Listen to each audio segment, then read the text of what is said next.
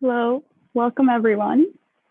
Um, Welcome to this workshop, Fortress Europe. We are delighted to have you today for this lecture/workshop. Today we would like to talk to you about the crucial topic of migration and its consequences. Due to the current world situation, including the crisis in Afghanistan and refugees waiting at the Poland-Belarus border, we would like to bring more awareness to this topic and the vulnerabilities thereof. With this lecture, we aim to shed light on the European Union and its responsibilities for these crises and hear your opinion as well. So first, we would like to introduce who we are. First, Medicine on the Move. We are a student committee of the UNCG, and our goal is to raise awareness in the shortcomings of healthcare provided to refugees, especially, and the consequences of migration thereof. IDEA as well, which stands for Initiative for Diversity, Empowerment, and Awareness, is a student initiative organizing lectures and workshops as well around these topics. Our events are usually centered around anti-racism, intersectionality, and non-Western perspectives. We would like to share the screen with Connecting Hands right now, and they would like to talk more about their cause and why we should donate to them. Yes, I'm just going to share my screen.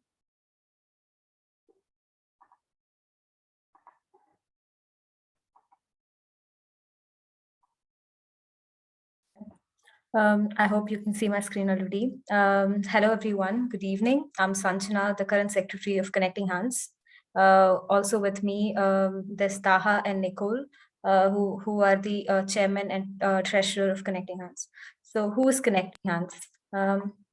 We are a student organization at University of Twente, and our aim is to connect refugees and students together. We believe that building a better society with equal opportunities is a must.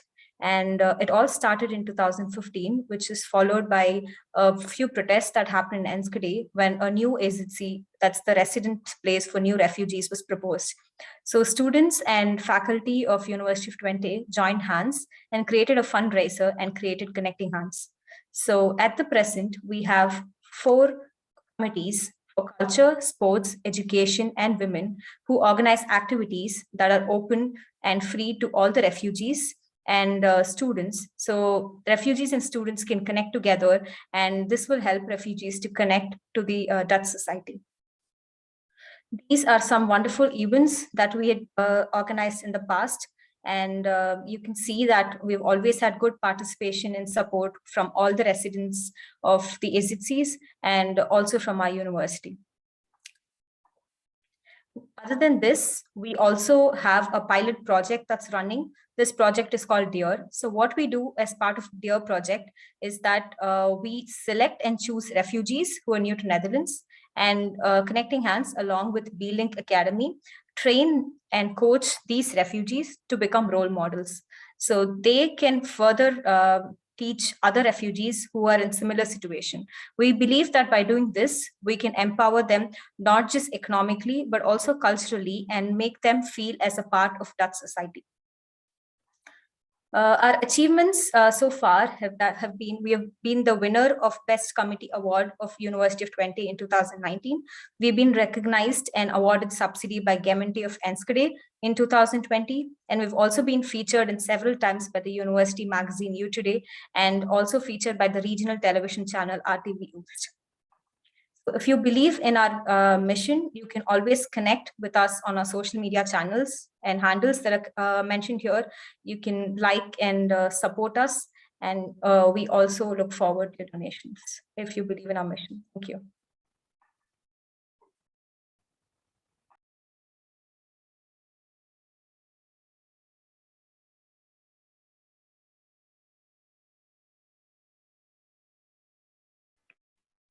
Well, thank you, Sanjana.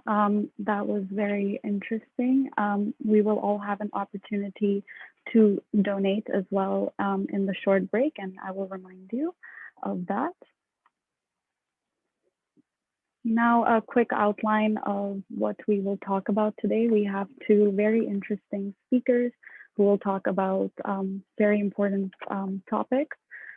First, we will have a talk by Jeffrie Quarsie. Then we will have a short break of about 5 minutes. And after that, we will be able to discuss statements together in breakout rooms. And these statements have been prepared by the speakers. We will have a talk by Aniek Crombach, and then we will have an opportunity to do a Q&A.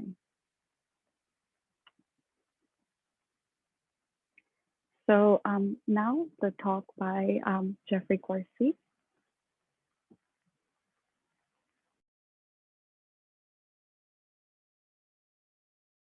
Okay, let me share the screen.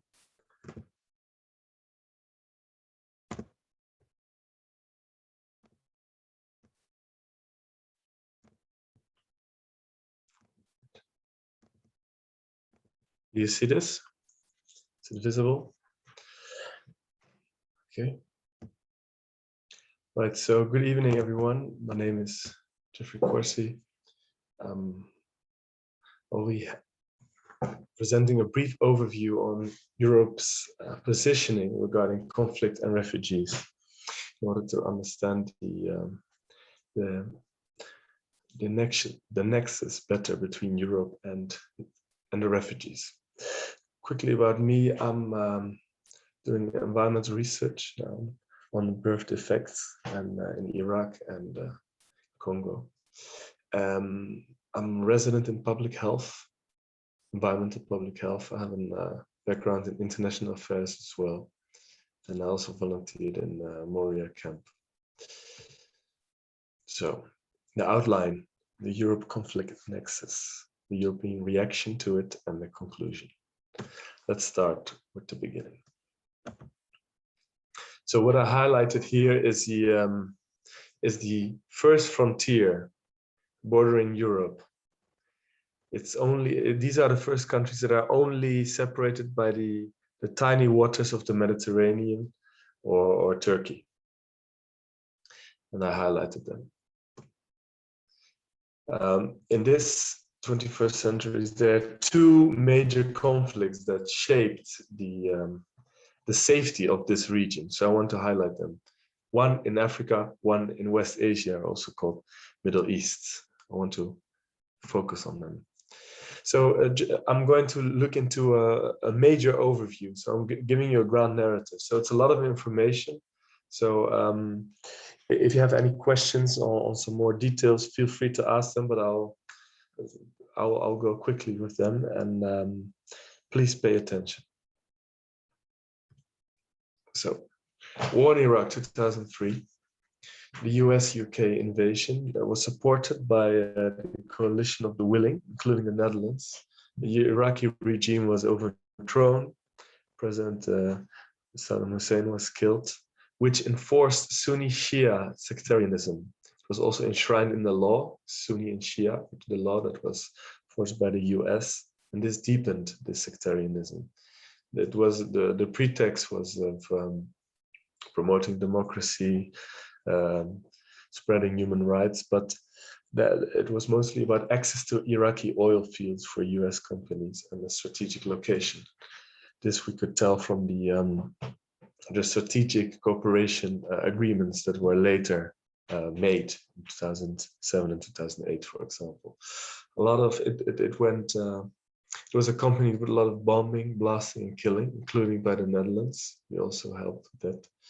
1.4 million Iraqis were killed, as estimated by the Just Foreign Policy Foundation.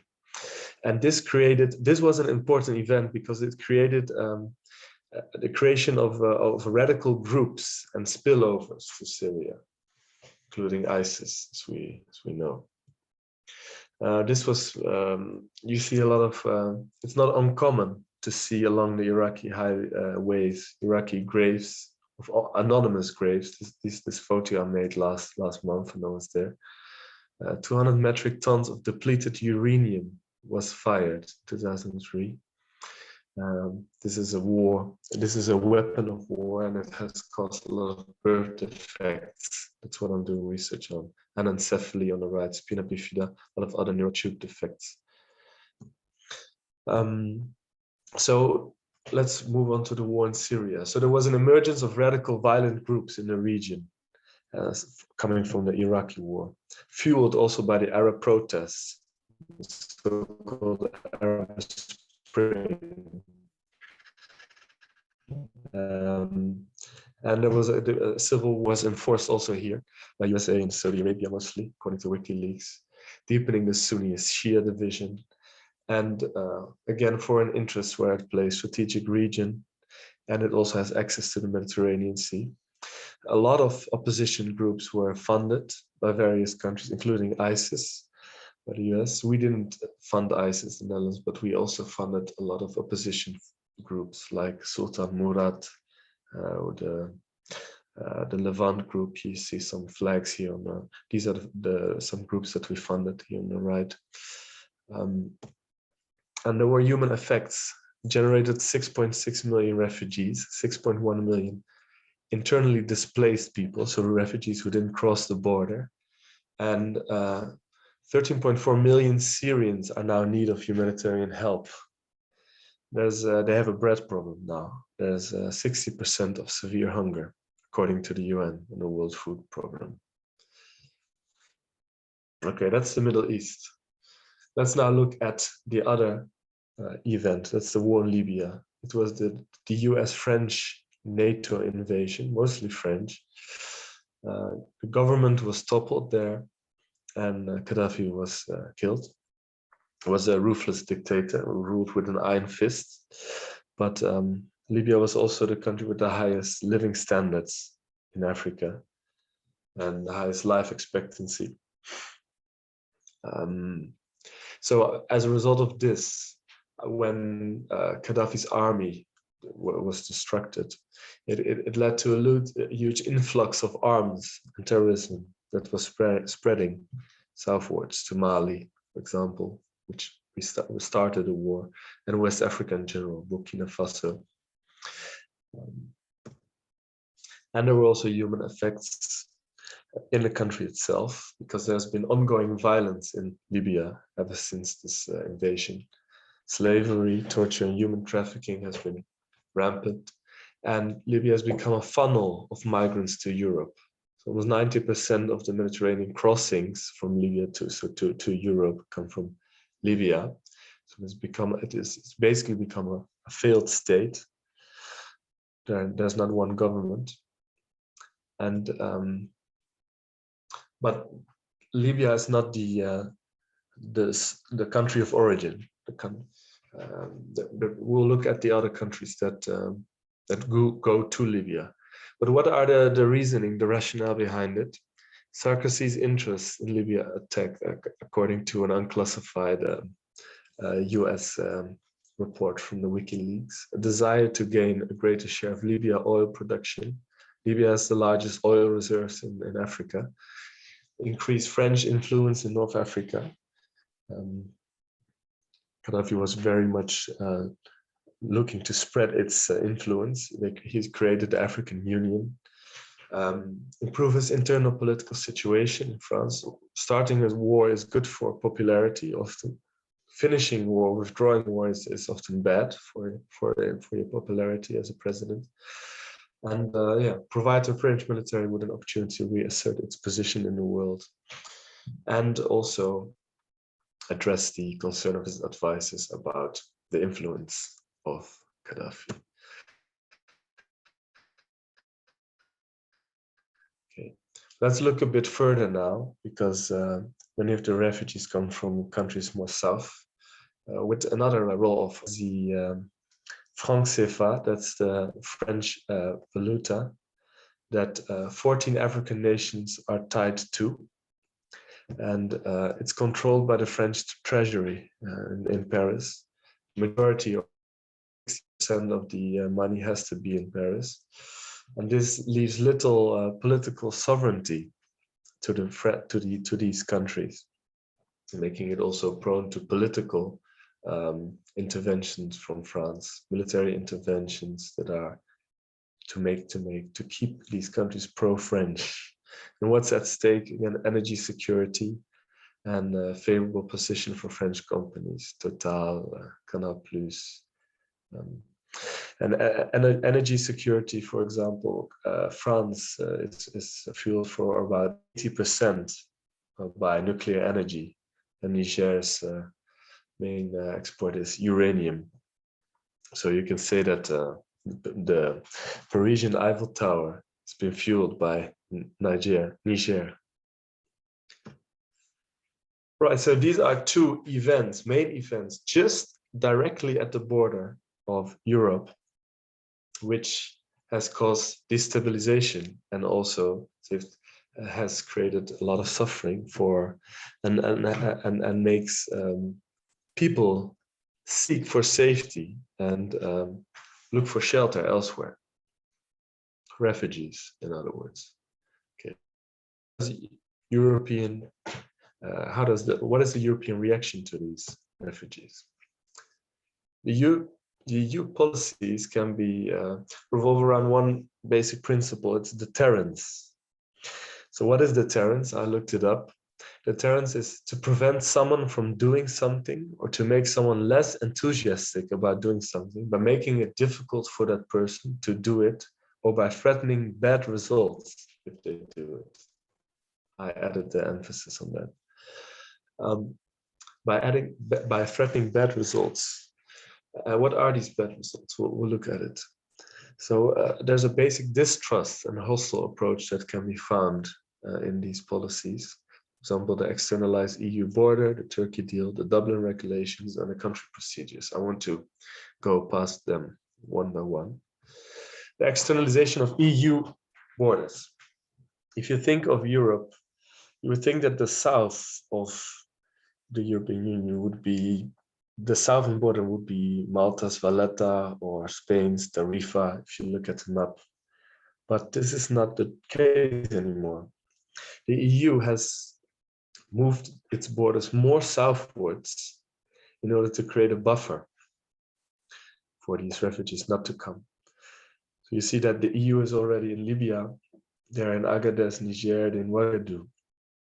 And as you see here by Oxfam, it's that the EU Trust Fund for Africa shows that the EU has the desire to stop irregular migration, but not based on development aid, but on stopping people at the border.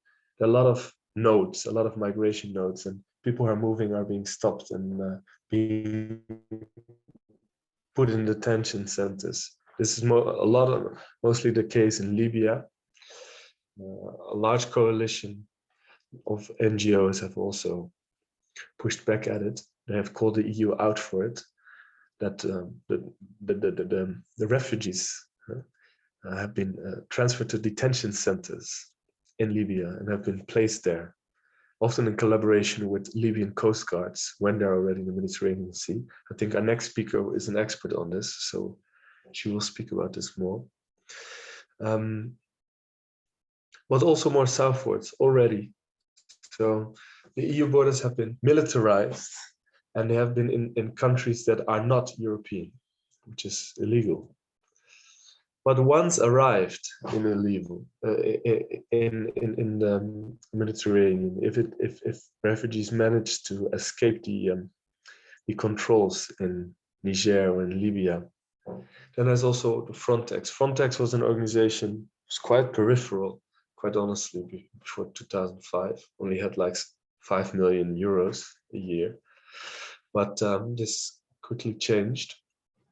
It has been very much funded and militarized, and its primary goal is to lower migrant arrivals in Europe. Not that there's less refugees, but there's less refugees in Europe. And this has worked, as we can see. Migrant arrivals in Europe, if you look on the right upper quadrant, from 1 million to 200,000.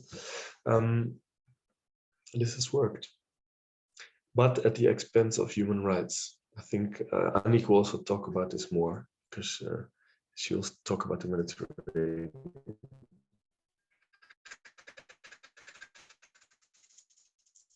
But another principle is, or another principle is the Dublin regulations. This is the ID assessing, and this is that contain them. And it also favors non-borders countries, of course, like the Netherlands. Here you see the distribution of responsibility also at the countries that are the poorest. Another major successful intervention of the EU was the EU-Turkey deal in 2016, in response especially to this high refugees influx in 2015. And it involved sending back illegal refugees in exchange for legal refugees. That was the idea, to promote legal migration, which sounds good. But in practice, it was a way of also stopping refugees from entering Europe and paying Turkey for it. Turkey is now the country with the most refugees in the world, 4 million. And it's an unsafe country for refugees as well, because it doesn't recognize them. But the government leaders are happy, as you see here, when they struck this deal. And it changed the role of the Greek islands from reception. You see these islands, they are just at the Turkish borders, but they are Greek in Greek. And they form a belt restricting access to Europe, because they've become places of detention. So what the EU-Turkey deal did is, by looking at illegal influx and immobilizing them, and they're also shattered. It's a way of making sure that the migration is fragmented and without much costs. So they are all awaiting interview to discern, remove to Turkey or continue to Greece. But in the meantime, they're in automatic detention. That's why it's also called, these camps are also called open air prisons, like Moria. And the deterrence also doesn't stop within EU countries, because also in European countries themselves, there's a stalling of procedures, a very strict interpretation, and also often an unjust interpretation or unjust rejection. Is it also a report of the Netherlands, Nederlands Juristenblad has shown that there's also a lot of unseen injustice. We've seen like the scandal that we've seen in here is mostly targeted on relatively highly targeted on migrants with Dutch passports, but it's not it's not quite a surprise to see that immigrants without passports are even being treated more harshly. I just was thinking of two patients that I saw in this Moria refugee camp when I worked there. One was an Afghan man. He had a beautiful posh British accent, and he was in England for about 8 years, and then he had to go back to Afghanistan. He was sent back. Once in Afghanistan, his wife got killed, and then he had to move again, and he's back in Moria refugee camp. Same with an Iraqi man who spoke quite well Dutch, and he was in Deventer for 12 years, after which his asylum was rejected and sent back to Iraq. So this deterrence of making it extremely strict and making the cutoff value the threshold very high to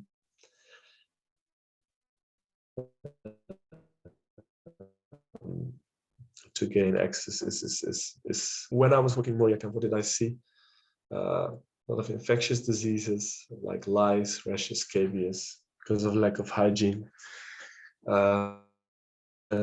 Gastrointestinal tract complaints like constipation, diarrhea because of the bad food they received. Also, of course, like war traumas, explosion burns, joint pains, torture marks, also violence within the camp, along ethnic lines often, Afghans versus Iraqis, Iraqis versus Syrians, etc. And urogenital complaints, because sexual abuse has been many people. It's not uncommon for people to experience sexual abuse in their country of origin, but especially during during fleeing. So there are people who have, there are many women that fled from rape only to be raped again in Turkey, especially by Turkish police and Turkish men. It's a very unsafe place, Turkey. And of course also psychiatric complaints like suicidal complaints, psychosis, insomnia, etc. So this is with both Refugee Foundation and Emergency Rescue Center International. NGOs are often liked because the EU strategy relies on humanitarian organizations. It means that the EU has to do less. And underfunded NGOs with a big heart, they take over with poor equipment. I had like a box looking for some medicine that we've got donated and see if there was something useful in it for the patients. And of course, we come in and out 3 weeks or 4 weeks, 5 weeks. That's the max that you could get doctors to fly in. And discriminatory health care. When I was there was one ambulance in the island, and was overwhelmed because the refugees took too much attention. So they said that after 8 o'clock in the evening, we could not send in any refugees anymore to the hospital.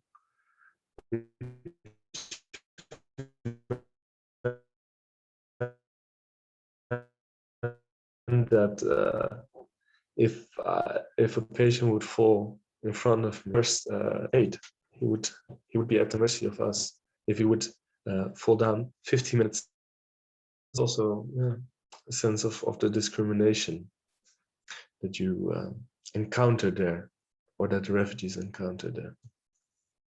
But not all NGOs are preferred. When I was with the Emergency Response Center International, two colleagues and friends of mine, Jean and Sarah, and also third one, Nassos, they were detained by the Greek police while helping refugees. And this is also a strategy that is often done by these governments to reduce the arrival of refugees coming in, to reduce the NGOs, the power of the NGOs, because the NGOs, like the ERCI, we had to pay a lot of bill-out fees to such an extent that the NGO didn't survive, and it doesn't exist anymore. It collapsed, unfortunately. And this is a way of making sure that the NGOs that do the bad things, bringing the refugees in, become punished, and NGOs that do the good things, that is providing cheap healthcare, are being promoted.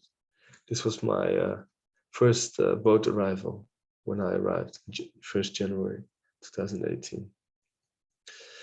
So in conclusion, European geopolitical interests, not necessarily EU, some of it is EU, some of it is individual countries in Europe, prevail over the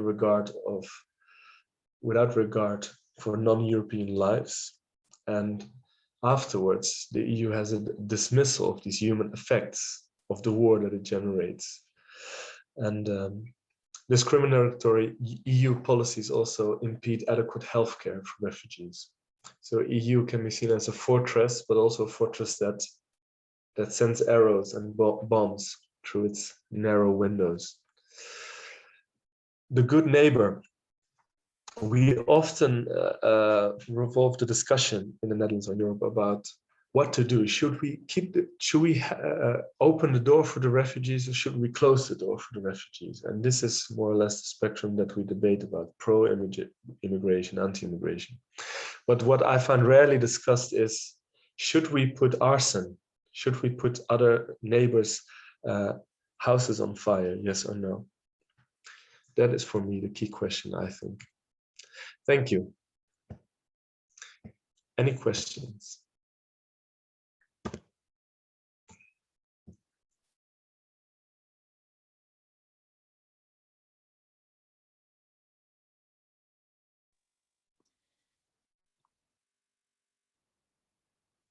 Okay.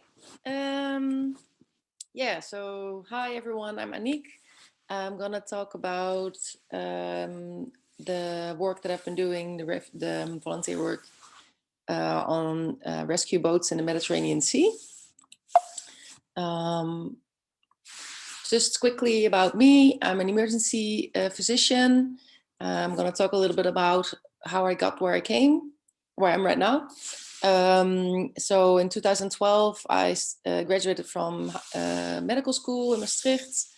And in 2015, I started with my emergency medicine specialization, which I graduated from in 2019. During this, I did an internship in emergency medicine in a township in Kailicha, Cape Town. And this is where I got more in contact with humanitarian aid and working in very resource poor settings and this was a very criminal area as well. And from there on, I got more and more involved in humanitarian work. I did my first mission on a research rescue boat in the Mediterranean Sea with SeaWatch in 2019. This was a mission in which we didn't sail to sea, so I returned back later.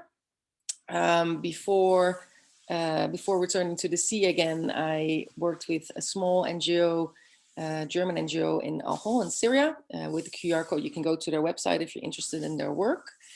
And after that, in Iraq, in the northeast of Iraq, Nineveh. And after this mission, which was 3 months, I went back to the Mediterranean Sea with MSF. And this time I sailed on a boat as part of the MSF team with SeaWatch, Doctors Without Borders. And this was last year. And then in the beginning of this year, in February, March, I sailed again with SeaWatch on their ship on the SeaWatch 3. And I'll show you a little bit about this a little bit later. And now I'm currently working as an emergency physician in emergency department in Assen, so a small regional hospital here in the north of the Netherlands. And maybe I'll go on mission again later. I'm not sure yet. So if you want to follow me, you can follow me on this Instagram account where I talk about my humanitarian work. So it's not a private account, it's a work account. I have a blog which I wrote about what I did as well. And you can follow me on LinkedIn if you want, so with the QR codes. I'm going to talk a little bit about the fleeing, the role of the EU, the rescue operation and the political side of it. Some of it is very related to what Jeffrie has been telling, so I'm going to skip these parts a little bit more. I can talk about the work and what I've been doing for an hour or an hour and a half, and I don't have this much time, so I'll try to keep it short. And then if I don't answer any questions you have, you can ask me later on, because there's a lot to talk about. Yeah, so you probably all know about the amount of people that are dying in the Mediterranean Sea, which is the deadliest border around Europe.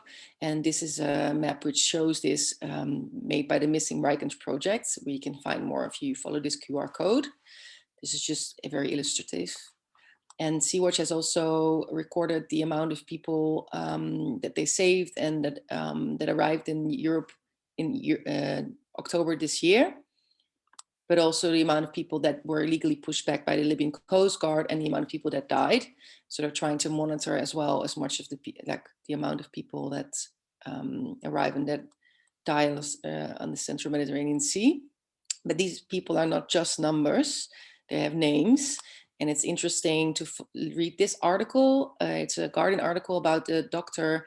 Cristina Cataneo, who's a pathologist and who's trying to give the people that are losing their lives, dying at sea, a name and a face, because a lot of the times we don't know them, and she's trying to find out to make them having a name.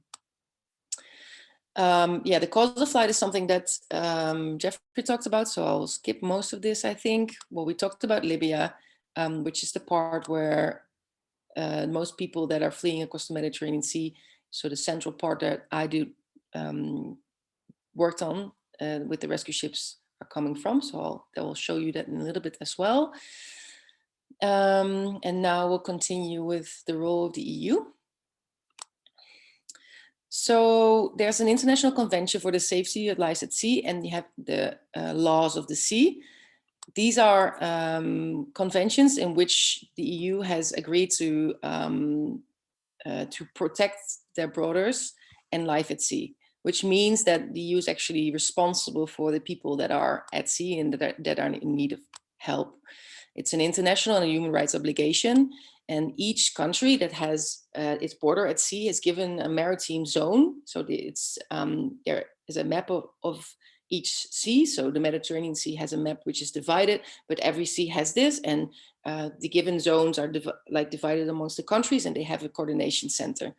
So in the Mediterranean Sea, this is Malta, Italy, Greece, and Spain amongst them, but also the Libyan Coast Guard has a part of it, for instance. The EU used to have an operation, this was one of the statements, which was called Rescue Operation Sophia, which was a naval force rescue operation, which provided rescue service in the Mediterranean Sea for everyone, all the people that were there. So people like asylum seekers, refugees, or migrants. But it stopped. And since then, the EU funds the so-called Libyan Coast Guard and Frontex, which Jeffrie talked about as well, which, as you saw before, gained more and more financial funds. And the EU is trying to do their part by funding the Libyan Coast Guard and not having to have their own rescue operation anymore. But the Libyan Coast Guard doesn't do the work what Sophia did, because the Libyan Coast Guard doesn't bring people to Europe in safety, but it brings them back to Libya. The so-called pushbacks, like I say here. And the quotes if you want to read more about this, the topics I just mentioned. So with the legal framework, what I talked about as well is that there are laws of the sea. And in the international law, it's defined that you have to render assistance to boats in distress. Boats in distress is something that I will show you in a little bit. Everyone has the right to seek and enjoy asylum, like as we know. And besides this, there's the non-refoulement principle. This means that a refugee is protected against being returned to where they come from when there are threats in there. So people are not allowed to be returned to Libya because it's not safe. And this is actually what the EU is doing now by funding the Libyan Coast Guard, by bringing them back to Libya instead of bringing them to safety in Europe, which is actually their obligation. And they're not doing it. And besides this, in these laws, it's also stated that a rescue is only completed if the rescue person is disembarked in a place of safety or port of safety. And these are terms that are used a lot in the rescue boats and the rescue work that I do, because when we save people, we need to bring them to Europe to a port of safety. And this is something that is not assigned to us. This is actually denied to us a lot of times. So we talked about this. I'm going to skip this part a little bit. Yeah, basically, it's about what the EU is doing in Libya to prevent people from coming. So it's again the deterrence politics, and there's different parts of this in Libya. So besides supporting the so-called Libyan Coast Guard, also criminalization of NGOs, what Jeffrie talked about. This also happens with the NGOs at sea. So what happened, because the EU was not having any rescue civil services anymore, any Coast Guard services, there came more and more humanitarian organizations, it's called the Civil Fleet, to trying to prevent people from drowning in the Mediterranean Sea. So this is actually just because there's no other Coast Guard anymore. So just a quick overview, these are most of the NGOs that are working in the Central Mediterranean right now. There were more. A lot of them are actually stopped working because of the deterrence politics of the EU. And some are recently joined, like Rescue. I'm not 100% sure if this is everything, but I think these are most of them right now. So this is as we call it, the SAR zone, search and rescue zone in front of Libya. And as you can see, it's in the central part of the Mediterranean Sea, hence Central Mediterranean. And this is actually the part where civil rescue ships operate. So you have, now you see actually the east part of Libya, because that's where most of the boats depart from. So they depart either east or west of the capital, which I just forgot, but you'll remember it later. And then you have the borders, so the waters of Libya. We're not allowed to enter there, but as soon as these lines crossed, so boats are in international waters, as we call it, then we can rescue them. And we call this the search and rescue zone. So this is the SeaWatch 3. SeaWatch has 2 boats. It had more boats before, which were called 1, 2, and now it's 3. This is a smaller boat, which mostly are, they're mostly ships used for studying, what's it called, like biology or something. And then they are rebuilt by SeaWatch to make them suitable for a rescue ship. This is the SeaWatch 4, which is recently also part of the organization. Is much bigger, and it's been there for like 2 years almost now. MSF has had their own ships. Doctors Without Borders had their own ships, and last year it wasn't with the ship, and then it actually had a cooperation with SeaWatch to go together at sea. So MSF had a small team on the SeaWatch 4, so on the ship, and that's where I joined. And now they actually have their own boat again, which is the Geo Barents, which is also very big. Actually, I think one of the biggest now. And as you can see, there's a rescue zone here, and it's much bigger to have also indoor spacing for the people that are being rescued. So what happens on a rescue operation? I'm going to show you a video, because I think this is most illustrative of how it goes and what happens exactly. I'm not sure if the audio will work, but I'm going to give it a try.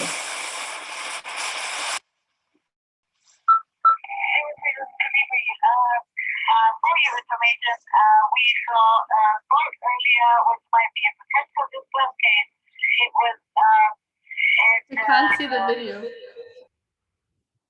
Oh, yeah. Eastern area. Is it working now? Only the sound. Sorry? can only hear the sound and not see the video. I think maybe if you put in screen. Over. You see it now? Still not, no. I think you might have shared only your presentation, so maybe you can now share the screen of the video. Yeah, looks good. Okay.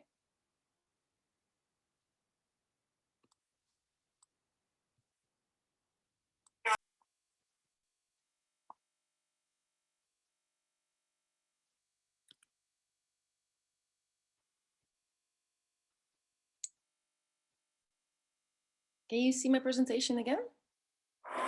Grote avonturen beginnen met kleine handjes en spelen met allerlei figuren.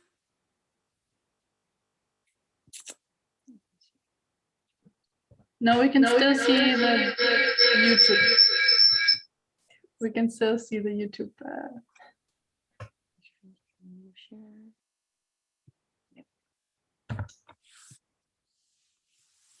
Now it's okay, no? Yes, great. Yeah, if you want to see more of this YouTube video, you can go use the QR code. It's a whole documentary of an hour, which is too long, but it's good to see how a rescue operation, yeah, real life, how it works. This is good to know that this was before COVID, as you can imagine. Now the operation goes a little bit different. We use PPE when rescuing, and all the guests have PPE, and we separate them when complaints, but this is a whole other topic. What is good to realize is that we do a lot of trainings beforehand, because these rescue operations are very hectic, as you saw, and very dangerous. And the whole rescue itself can actually has a lot of risks, because if people enter in the water without life vests or with life vests, there's a big chance of drowning. So as medical team, we train for this, we prepare ourselves for this, but we also train the team, as you can see here, to give basic first aid in case of need. We are on watch. We don't have a lot of information from boats coming. We have a radar, which sometimes shows little boats. We have news from other NGOs that can alarm us, like Alarm Phone, or the boats, the little planes that SeaWatch has. They have 2 observational planes that are flying around the area, and they can give us information if they spotted a boat. But a lot of times we also have to just spot them by ourselves with the binoculars. And then you arrive and you see a boat like this, or the ones that you saw in the video.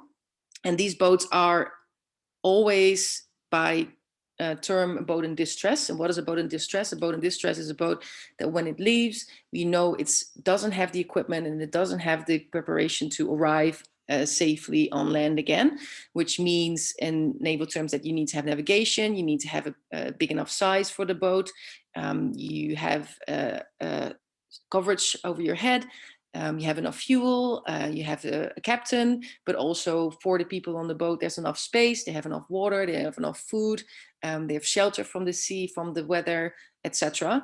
And these boats rarely have like any of these things. These are the very known, or like the boats that we see a lot are the dinghies, so that are the ones with inflatable tubes on both sides. But in the video, you also saw the wooden boat, which was, they're sometimes blue, they're a little bit higher. And as you can see, the chance that they will capsize and people will get into water is really, really big. Sometimes it happens that the people are already in the water when we arrive. Sometimes when we arrive on scene, they get into the water, and sometimes it just barely goes right when we're there, and they stay seated like this. Besides that, the terms boat in distress, you can also imagine that going with a boat like this from Libya to Europe is a really big distance, and it takes like 5 days, which most boats don't make. And besides the 5 days, people like that they don't make it. The people don't have enough water, they don't have enough food, so they've been out there with all the weather conditions for when we find them, sometimes half a day, but sometimes also 1 or 2 days, and they mostly get out of water within the first day. So you can think about what kind of medical condition that we can see because of this. So the rescue ships have 2 ribs, which are rescue boats, like you can see the fast rescue boats, which we go to the boats in distress, and then we transfer them from the boats in distress to the mothership, because if we arrive close on scene with the mothership, people will jump into the water and start swimming to us, which will create, again, a very dangerous situation. So you have to take quite a distance with your mothership and then transfer them with the little boats. This is a very crucial moment. Most of the people in the boats in distress don't have any life jackets and can't swim. So the first thing that we have to do is give them a life jacket, very controlled, and make sure that everyone has them before you start transferring them. And then you have a situation like this, where you can see that the boat is almost underwater already. And also with this kind of boats, we have no clue how many people are actually in the boat, because you cannot estimate it well. So a lot of times when the people you see are leaving the boat, then a lot of other people which are sitting in the middle or are pressed in between are coming out, and also have injuries from this, from sitting really smashed between each other, or from sitting in the water with a mixture of benzene, with a mixture of the petrol. And this creates a chemical mixture, and this creates chemical burns. So the people can have like chemical burns all on their lower half of their body, on their buttocks, on their genitalia, on their legs, etc. This situation where they get into the water, and then you have to try to control it again. by preventing more people from entering the water, but still saving as much as you can. So there's a whole strategy behind this, and a lot of trainings are being done beforehand to make sure that you have the right operational means to save the most people that you can. Again, some photos, and you can see how we get people on the ship, which is also quite a difficult procedure. If the sea is calm, then it's all right. But if the sea is a little bit wild or a little bit higher waves, then it's really, really difficult to get them on the ship safely. And then you have a lot of people on the boat. It depends on the ships, how much people we can harbor. With the SeaWatch 3, it's around 400 max. With the SeaWatch 4, it's 450 maybe. And this is a situation on the deck when you have 400 people on board. So you can see how crowded it is. They get blankets, we provide them with water, we provide them with food, and mostly also provide them with clean clothes and some hygiene kits. But still, it's very crowded. And yeah, we don't have a lot of space. We don't have a lot of toilets for them, for instance. And this is how they sleep at night then, really next to each other, like sardines in a can, trying to find a little spot, which just barely fits. And these kind of situations, you can imagine in the beginning of the days, as you saw in the video, people are very happy and very relieved, also very exhausted. So they sleep a lot because they've been on this horrible journey. They've gone through a lot of emotional things. And then after that, they're being treated, for instance, for medical issues, dehydration, hypothermia from the water, or burns, like I said. And then after the first few days, then the waiting happens. And the more they have to wait, then the tenser the situation gets on board. And especially if there's not a lot of space and there's, for instance, just a limited amount of food, then fights occur. And this is something that is part of our mission, that we train for this, to try to prevent this from happening, and are trained in crowd control. Just illustrative how the hospital was set up in the SeaWatch 4 ship. This is the bigger ship. We had 2 beds and did we have a third one? No, 2 beds. And then we had some seats. So you can see here on one side that we have cubicles where we had organized our equipment. There was a defibrillator, and we had basic medication. We don't have a lot of means. It's very, very basic what we have. We're very limited. I can't do any blood tests, so it's really related to what I see and hands-on, what I can do. As soon as people have some severe illness or something that we can't treat, we have to transfer them, and then they have to get a medical evacuation from the ship to the land by mostly the Italian Coast Guard.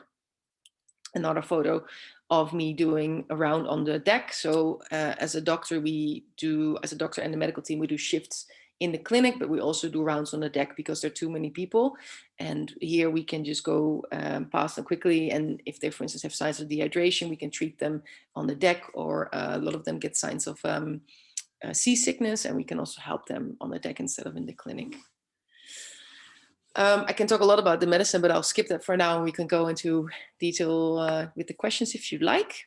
So I quickly wanted to talk about the political side. So Jeffrie talked about the deterrence and also that there's a criminalization of NGOs. And this is also something that I've experienced as well.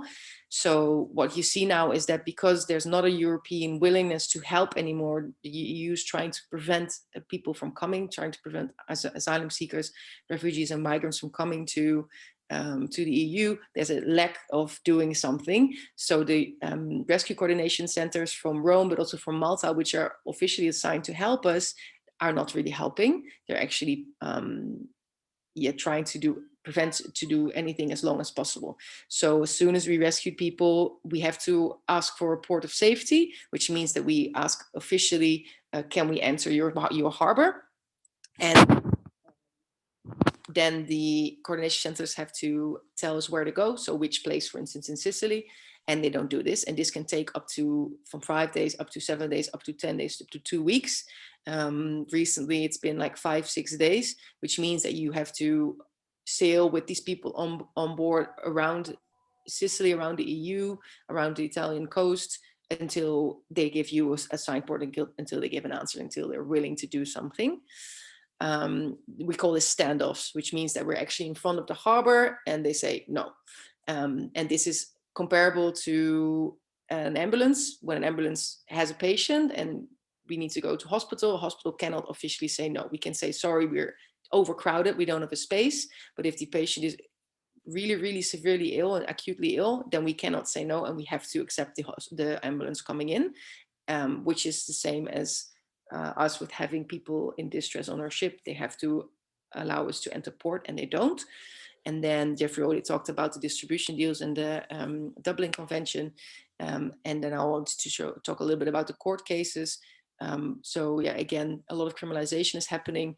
I don't know if you know this face. You can follow the QR again. This is Carola Rackete, who was in the news last year, 1.5 years, a lot, because she was actually taken to court because the Italians said that she didn't follow their orders. She sailed into the harbor when they hadn't assigned her officially a port, so she went in against their what they told her to do, and then they put her in jail. Basically, luckily the court case was ruled in favor of her, so she was released again, which is one of the things that is really helping us. But still, our ships are being detained. So this means that almost every time that we enter port and we disembark the people that we rescued, the ship will be detained on administrative grounds. So we are not allowed to leave. We're not allowed to go anywhere because there's like some sort of administrative rule to keep us there. And this can take months, and mostly it takes half a year before the ship is released again. So this is the reason why there are not a lot of NGO ships in the Mediterranean at the same time, because most of them are in port stuck.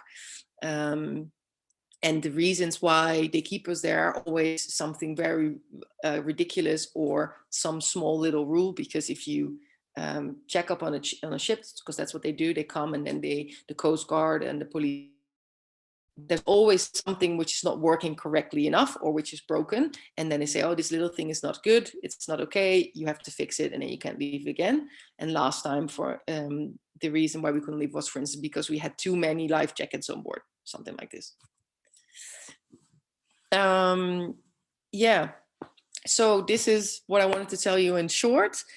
I put the QR links again to the different organizations if you want to see more on the website. On the left and on the right, there's their Twitter accounts, especially MSF and SeaWatch.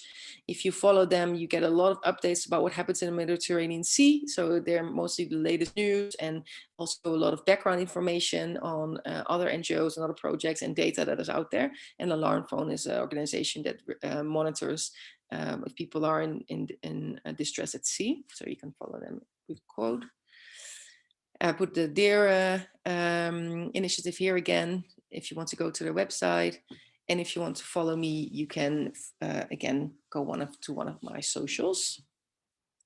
And this is an interesting initiative which I came across, which is an initiative by civil people, by us, to stop the EU from policy. So you can actually go there and you can write an email to ministers, and you can go on social media to make this more known. I think that's it. That's the end.